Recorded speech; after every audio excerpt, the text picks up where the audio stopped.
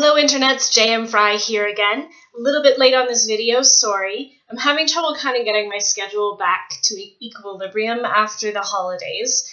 Last time I blamed it on the holidays, but this time I'm just going to blame it on winter. It's kind of cold and yuck outside. It's not as bad here as it is in the States. That big flurry, that blizzard sort of passed us by here in southern Ontario. So I'm kind of grateful for that. But last year, it's actually just a couple days past my 1 year anniversary of completely wiping out and slipping on the ice because of an icy sidewalk outside of my apartment in Toronto. And so I'm understandably reluctant to go outside in the horrible weather. Now I take twice as long to get anywhere because I very, very carefully place my feet. I'm still trying to come back from that accident. So I'm very careful about going outside in the horrible weather, which means I am very reluctant to just leave the house. And you think that would make me more productive in terms of the writing stuff, but it doesn't. Today has been, okay, so writing stuff. Well, yesterday I finished the complete POV rewrite of The Garrulous Ghost of Gilshire. I made up the place myself and I can never get the name right. That's one of the running jokes in the book, is that it looks like it's spelled Gwilfifeshire, but it's pronounced Gilshire. And I always fall into the wrong end of that joke. And that comes from actually when I was living in Japan and I had some British friends and I was researching schools to go to do my master's degree. I was looking up the University of Worcestershire and asked my British friends, so do you know anything about Worcestershire? And they were like, what? And they looked at the name and they're like, Worcester? And I was like, oh, I've never heard that word out loud before. It looks like Worcestershire, but it's Worcester. The British. So I did finish The Garrulous Ghost of Gilshire, and I did send it back. It was not a difficult edit, but I had told it from this POV that the editor very rightfully said didn't work for the story, so I had to flip it into somebody else's head, which inevitably means rewriting passages, changing word choice, changing whether or not the character uses contractions and how they use them. Do they say ain't and gonna, or do they say are not, I'm not going to, or how formally do they speak, what kind of slang do they use, how often do they swear, do they cuss a lot in their own head. So it wasn't a difficult edit, but it was a long edit, and it was 80 pages, so it was not nothing. Anyway, that's finished. It's back at my editor, and I found myself having a bit of a free day, so I've been absolutely tearing through as many books as I can. I have like 5 half-finished books, so I've just been picking them up one after the other and trying to finish them all today. So wish me luck with that. I know in the next couple of days, my agent is going to be turning The Forgotten Tale back to me, so I can look at her notes and make some edits. And of course, I have a list of my own edits, just things I've been thinking about as the book has been out and not in my power. Just little things like, oh, right, I need to remember to fix that. I need to think about that. Or, oh, I should make a mention for that, because if I'm going to do that in the third book, then I need to see that, blah, blah, blah, blah. So that's sort of what I've been doing today, is just getting caught up in my reading and making notes for when I start The Silence Tale, which hopefully will be February 1st. My big plan is to spend the next week doing the edits on The Forgotten Tale, turn it in, work on a couple of other small things that I've been neglecting, and then February 1st, I'm going to start writing The Silence Tale, so you will probably start seeing all the agonized and agonizing tweets on February 1st. The other thing that happens on February 1st, this is very exciting, and this is the first time I've said it in public, so here's my announcement.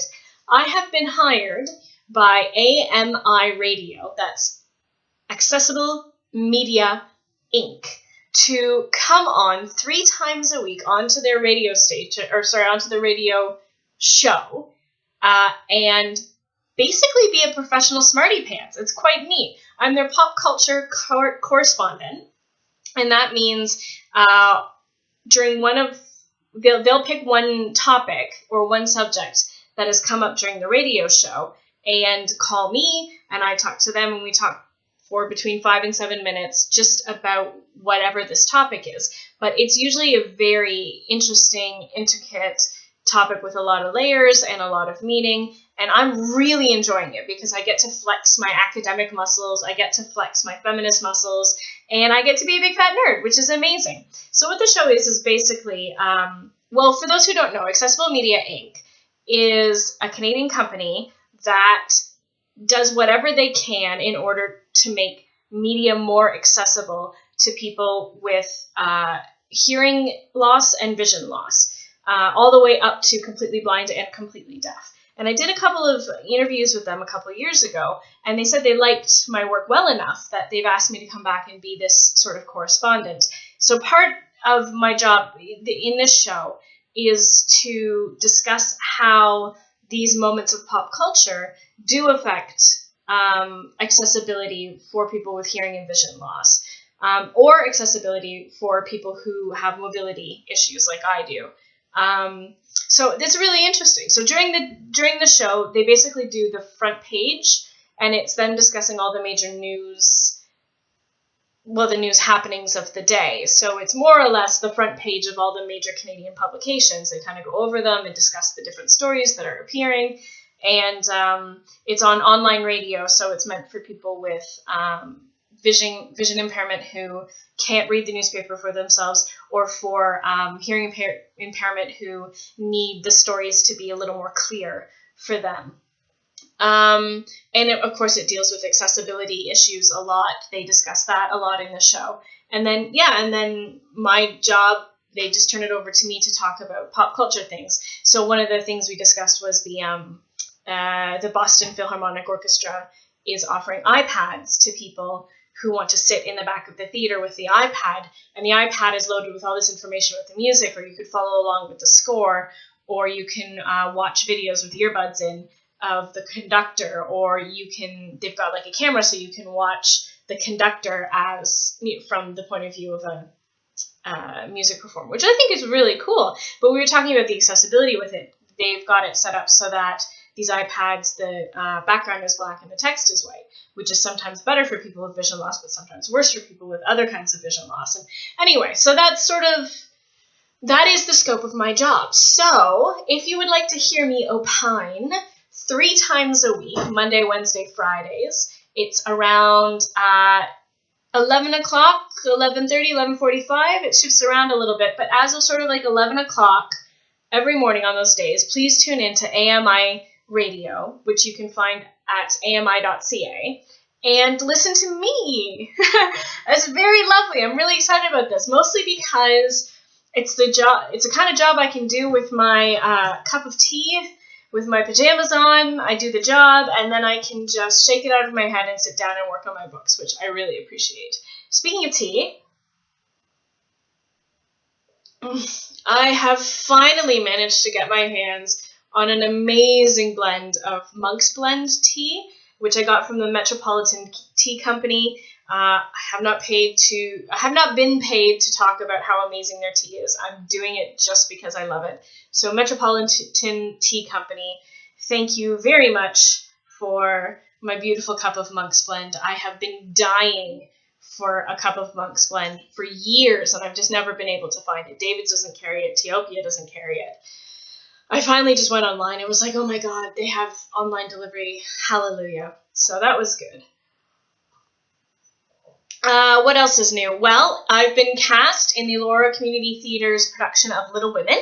I'm very excited about that because it's been, since high school, it's been probably 15 years, maybe a little more, since I did any kind of production with the Elora Community Theatre. So I'm very excited about that. My glorious return to ECT. But beyond that, this is my first mom role. Yes, I have been cast to play Marmee in Little Women, which I didn't expect. And I'm not offended by, which is fine, because I am 33 years old. I am old enough to be somebody's mother. Maybe a young somebody, but I'm old enough to be somebody's mother at this point. And I do really have some warm motherly qualities, or at least that's what people tell me when I interact with children. So I'm perfectly happy to be cast as Marmee. It's just really weird because I went from playing Anne of Green Gables and Annie and all these little ingenue characters to sexy adults, or just adults. But when you're a woman in theater, they're all automatically sexy roles. And now I'm hopping straight to mom, and I've never actually played the romantic lead. No one's ever kissed me on stage. So I don't know, maybe Mr. March is going to have to kiss me on stage. Very scandalous for Civil War era America. Ooh.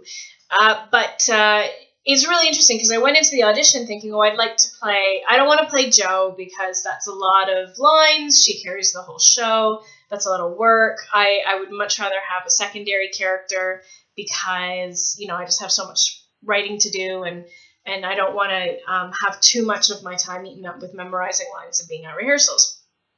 And then I walked in and I was like, okay, I'm going to write down, I want Beth or Meg would be great characters. I especially wanted to do Beth because, spoiler alert, she dies. And I thought, ooh, wouldn't that be fun? And I've never died on stage before. Ooh, an on-stage death would be great.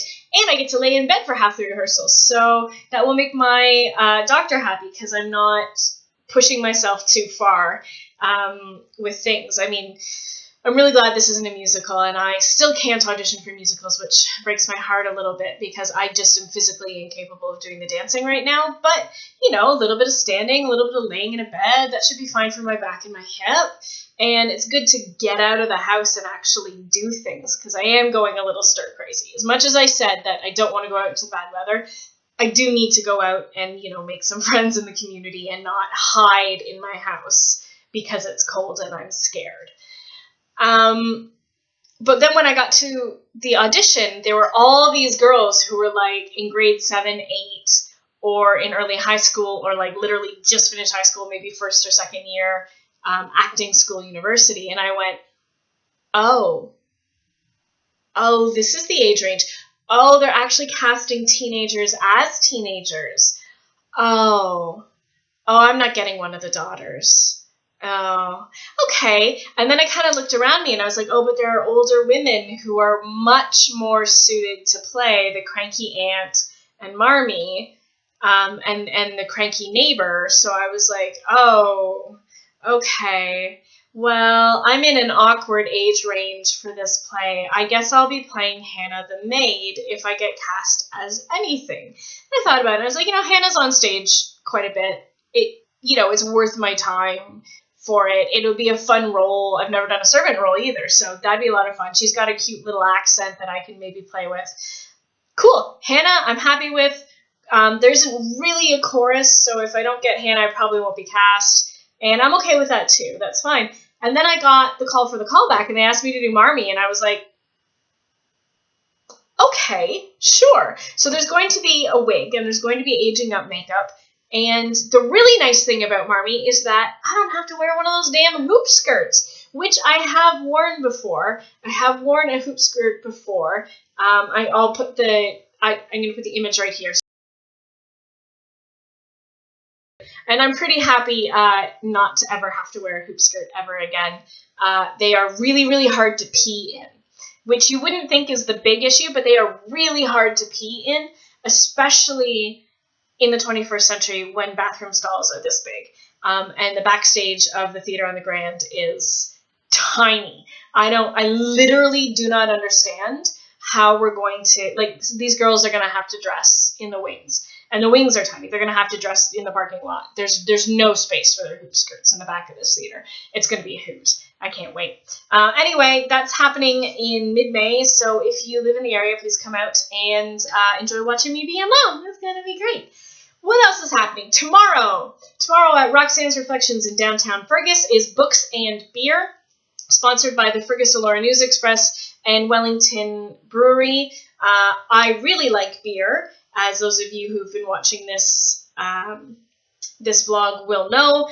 I really like beer, but I have kind of gone off it because I enjoy it too much. And I'm trying to lose a little bit of weight for health reasons, so beer doesn't help me. But tomorrow's Books and Beer, and I am going to have a beer, and it's going to be Wellington Ale, and it's going to be a Wellington Dark, and I'm so excited about that because I love Wellington Dark beer. Love it. So I'm very excited about that. So come out to Roxanne's Reflections at 7 p.m. It's $15. Tickets available at the door.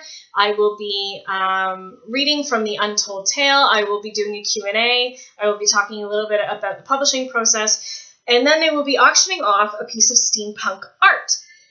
And before they auction off a piece of art, I'm actually going to give a little bit of a talk about what steampunk actually is. And I will be quoting from Mike Pershon, the steampunk scholar, because Mike has the best definition of what steampunk is ever. If you would like to read Mike's definition of what steampunk is, there it is right there. That's kind of everything that's happened in my life. I redid my office, but you can't really tell from your angle. Sorry, but it's nice to have my office back. It was in chaos over the holidays, and I got a new filing cabinet and I decorated it. Ooh, Pinterest. Pinterest is so scary. It just makes me want to do all the things instead of the writing I should be doing. So that's been great. And yeah, February 1st, I'm going to start The Silenced Tale. My next vlog will probably be a lot about what starting a new book feels like, especially what starting the third book in a series feels like, because there's a lot more thinking that has gone into this book than my other books. A lot of time I think, okay, that's a good idea. I'm just going to jump in and start writing it and let it kind of unfold around me and let the book decide what it is. But writing the third book in a series, it requires a lot more plotting than I'm used to. I'm much more of a fly by the seat of her pantser than a plotter. So I've been doing a lot of thinking, especially since I finished The Forgotten Tale. It's just a lot of percolating and a lot of things boiling down and reducing in my head and trying to figure out the best place to start and where each character needs to be and to map out the character arcs. And I've just been taking a lot of notes, and I feel like I'm ready to start the book, but it's still quite scary. In a good way, scary in a good way. I'm really looking forward to writing this book because I'm really looking forward to hitting the moments of payoff. That's going to be very cathartic and feel very nice. And the best part about it is that as soon as I'm done this book, I can finish the second novella, I can finish the other 2 short stories, and then that's it. I'm completely done in this world. So I can actually, I can't breathe because then I have to immediately jump into the Skylark Saga, which is great. But there's something nice about knowing that I'm about to let this whole world go. And a little melancholy as well. But mostly I'm excited. I'm really excited about starting this book. So I guess that's everything that I've been up to the last couple of weeks. As always, if there's a question you have about me, about cosplay, about fanthropology, about fandom, about writing, about the business of writing, about the craft of writing, please do not hesitate to leave me a question in the comments or give me a return video. You can get in touch with me on Twitter or on Tumblr or via the contact page on my website. And yeah. Lovely to talk to all of you. Have a great day. Enjoy your cup of tea or coffee or whatever it is that you are having this afternoon. And have a marvelous week, Internet. Bye-bye.